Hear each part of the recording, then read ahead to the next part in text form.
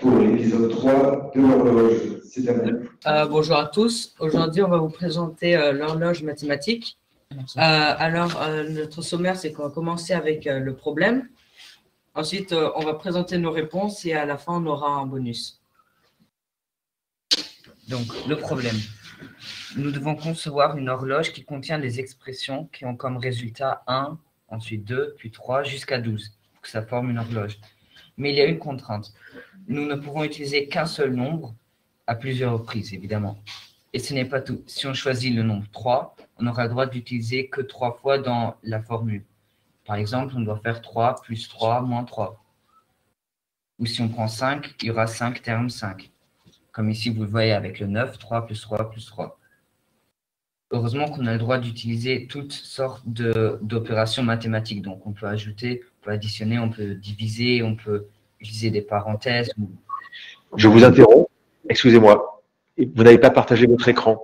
On ne voit pas votre présentation. Ah bon? Oui. Je vous redonne le mode présentateur. Hein, un instant. Soyez vigilants. Et on peut toujours pas le partager, l'écran. Quand il va nous donner. Je vous redonne l'accès. L'audio. Partager l'audio. Là. Clique là. Partager.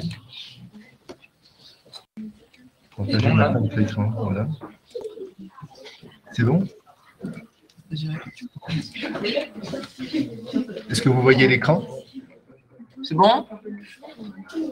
C'est bon. C'est bon là. On recommence. Vous préférez qu'on recommence ou on continue? Oui, reprenez. Depuis le début, on a le temps. D'accord. Calmement. Aujourd'hui, on va vous présenter l'horloge mathématique. Dans notre sommaire, on a 3 étapes. On va commencer par poser un problème.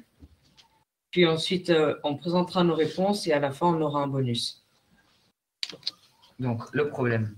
Il faut concevoir une horloge qui contient des expressions dont les réponses sont toujours 1, ensuite 2, 3, jusqu'à 12. Comme ça forme une horloge.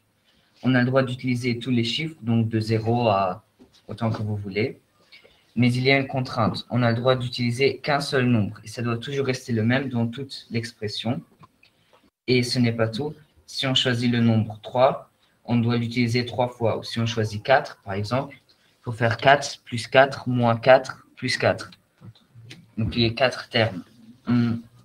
Mais heureusement, on a le droit d'utiliser chaque type ou chaque sorte d'opération mathématique. On peut additionner, on peut diviser, on peut utiliser des parenthèses ou des exposants. Donc là, on voit notre première réponse qui est avec le chiffre 4. Pour le 1, on a fait tout simple. On a juste fait 4 moins 4 plus 4, qui est égal à 1. Et on l'a divisé par 4, vu qu'un chiffre divisé par lui-même, c'est égal à 1. Aussi, on a utilisé les exposants. Par exemple, dans le 5, on a fait 4... c'est bien exposant. Exposant 4 moins 4, c'est égal à 0. Et un chiffre exposant 0, c'est forcément égal à 1. Du coup, 1 plus 4, c'était forcément égal à 5. Et aussi, une autre chose qu'on a utilisée, c'est par exemple dans le 11, c'est on a collé deux 4 côte à côte. Donc on a fait 44 divisé par racine carrée de 4 fois racine carrée de 4 qui est égal à 4. Donc 44 divisé par 4. Ce qui est égal à 11. Dans le 1, pour le 5, nous avons utilisé des exposants. Donc, 5 exposants 5 moins 5 est égal à 1 plus 5 moins 5. Ça fait 1. Ensuite, après, nous avons utilisé dans le 2 des parenthèses addition, soustraction et division. Et nous avons utilisé dans le 9 5 factoriel, ce qui veut dire 5 fois 4 fois 3 fois 2 fois 1. Et ensuite, nous avons continué le calcul. Et voilà. Pour le 6, on n'a pas fait grand-chose de spécial. À chaque fois, on a eu juste des calculs. Par exemple, si on prend le 5, 6 fois 6 moins 6, divisé par 6 fois 6 divisé par 6, et encore, ça donne 5. Mais ce qu'on a remarqué aussi, c'est que plus le nombre est grand, plus ça devient facile en vrai, parce qu'on a le droit d'avoir une formule qui est très longue, et donc ça nous donne beaucoup de possibilités.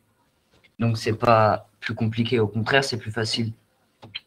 Alors maintenant, on a un bonus, c'est on a créé un tableau, on a cherché et en fait on s'est dit que c'est bien beau de trouver des nombres comme ça, mais il faudrait tous les trouver. Du coup, pour ça, on s'est dit qu'il fallait faire des formules universelles. Donc, on a des formules. Malheureusement, on n'a pas pour tous les nombres. Et elles ne fonctionnent aussi, malheureusement, pas pour tous les nombres, parce qu'il y a des exceptions. Et voilà. Alors, ici, on a toutes les formules qu'on a réussi à avoir. Et il suffit de remplacer les x qu'on voit par le chiffre que vous choisissez. On a remarqué qu'il y a une différence entre les nombres pairs et les nombres impairs. Il a fallu toujours trouver une formule différente. Parce que pour les nombres pairs, on ne peut utiliser on peut utiliser un nombre différent de nombres que pour les nombres impairs. Ça fait un peu compliqué là, mais ce qui est important, c'est qu'on a remarqué pour chaque formule, ce qui est très simple, c'est que quand on a un nombre pair, comme 50, qui est donc très important, on divise 50 par 50, mais il faut utiliser le nombre 50 encore 48 fois. Et donc, à la fin, on n'ajoute que plus 50, moins 50 pour en quelque sorte, je dirais, gaspiller les termes. Comme ça, c'est plus rapide. Il y a des formules comme les formules qu'on a notées avec un A qui ne marchent pas avec le terme 4, ou avec le B qui ne marche pas avec 3, ou avec C qui ne marche pas avec 6, mais ce n'est pas tellement grave puisque pour le 3, 4 et 6, on a déjà les réponses. Le 3, c'est dans l'énoncé, et le 4 et le 6, on les a trouvés, tout simplement. Voilà, et merci de votre attention.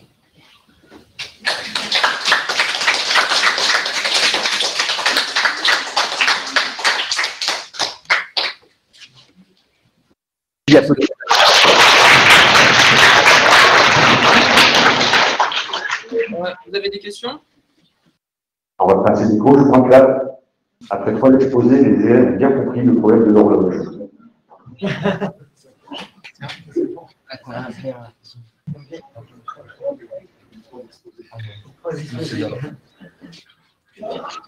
Est-ce que vous avez essayé de faire une horloge en utilisant le nombre pi? On ne comprend pas les questions en fait. On comprend pas ce que vous dites. Ah pardon. Avez-vous essayé de faire une horloge en utilisant le nombre pi? Ah non. Si on a utilisé avec pi, non. On n'a pas essayé. Non, on n'y a pas pensé. On n'a pas eu cette idée.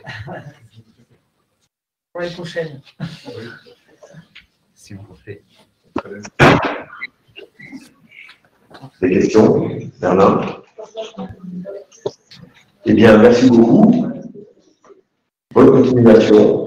Et à bientôt. Nous partons en pause déjeuner. Merci.